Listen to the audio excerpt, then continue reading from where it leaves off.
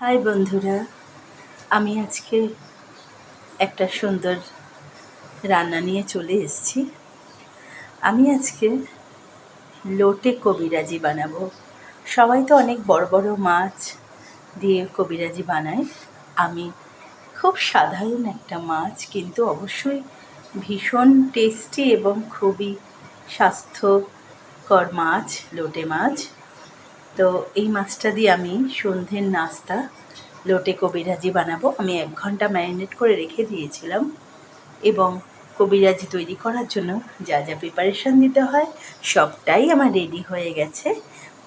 এখন কড়াইতে তেল গরম হচ্ছে, একটা করে মাছ দেব।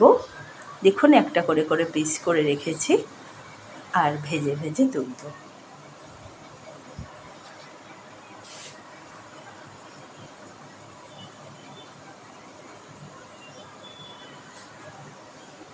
প্রত্যেকটা আলাদা আলাদা পিস।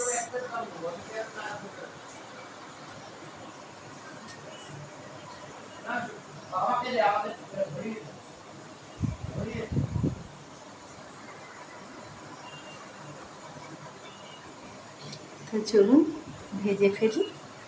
একদম ফিরছি ভেজে আপনাদের কাছে পরিবেশন করব।